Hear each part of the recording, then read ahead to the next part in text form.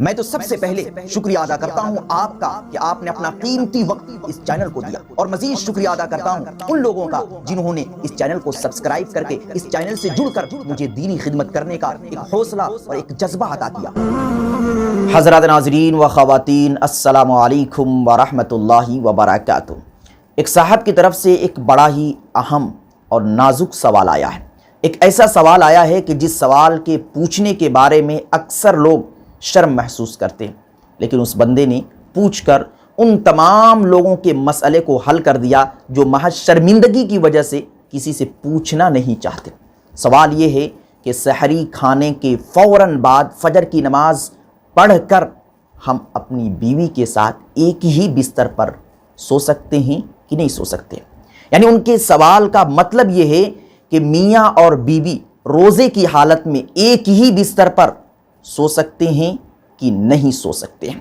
دوستو، اس مسئلے کو حل کروں، اس مسئلے کی صحیح وضاحت آپ تک پہنچاؤں، اس سے پہلے آپ کو یہ بتا دینا مناسب اور ضروری سمجھتا ہوں کہ فجر کے وقت میں سحری کھانے کے بعد فجر کی نماز ادا کرنے کے بعد فوراً سونا کیسا ہے۔ اس کے تعلق سے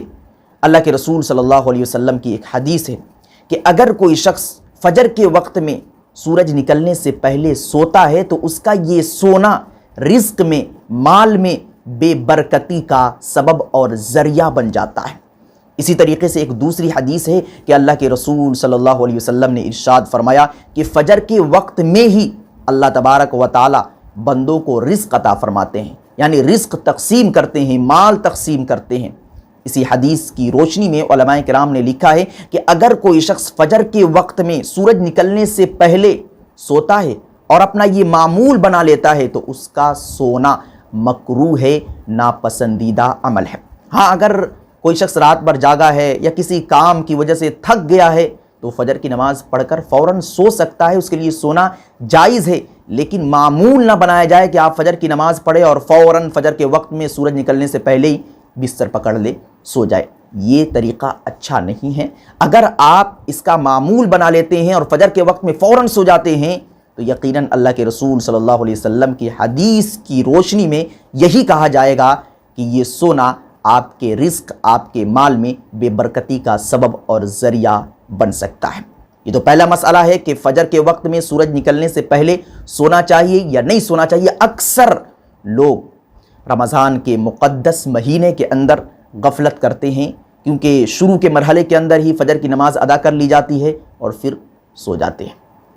اللہ کے بندے، جب آپ نے فجر کی نماز ادا کر لی ہے اور اسی وقت اللہ تبارک و تعالی رزق تقسیم کرتے ہیں، مال تقسیم کرتے ہیں، اور رزق کی تمنا ہر ایک کو ہے، رزق کی تلاش ہر ایک کو ہے، مال کی خواہش ہر ایک کو ہے، تو آپ سوتے کیوں ہیں؟ آپ بستر پہ پڑے رہیے۔ اگر آپ قرآن کی تلاوت نہیں کر سکتے ہیں، بیٹھ کر ذکر نہیں کر سکتے ہیں، تو بستر پر لیٹ کر اللہ سے لو لگائیے، اپنا اللہ سے کانٹیکٹ کیجئے، اپنا دل اللہ کی طرف متوجہ کیجئے۔ انشاءاللہ العزیز توجہ کی وجہ سے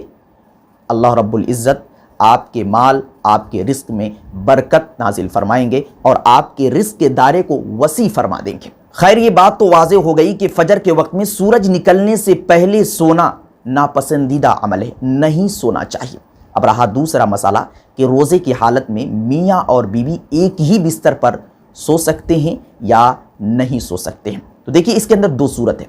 اور ان دونوں صورتوں کا حکم الگ الگ ہے۔ ایک صورت کے اندر میاں اور بیوی روزے کی حالت میں ایک ہی بستر پر سو سکتے ہیں، اور ایک صورت میں ایک ہی بستر پر روزے کی حالت میں میاں اور بیوی نہیں سو سکتے ہیں۔ پہلی صورت کی جس صورت میں میاں اور بیوی روزے کی حالت میں سو سکتے ہیں وہ یہ ہے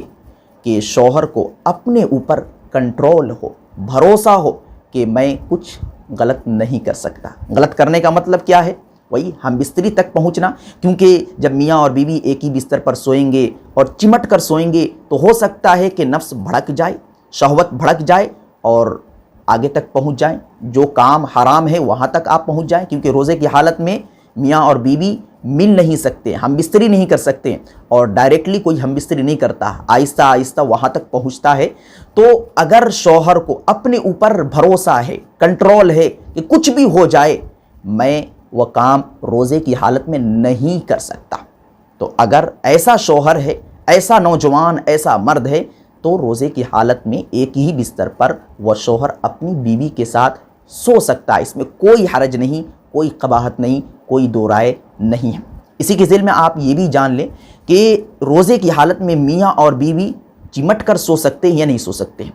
تو اس کا بھی یہی جواب ہے کہ اگر شوہر کو کنٹرول ہے تو بالکل سو سکتے ہیں، اگر کنٹرول نہیں تو سونے کی اجازت نہیں دی جائے گی، اور اگر شوہر کو کنٹرول نہیں ہے اپنے اوپر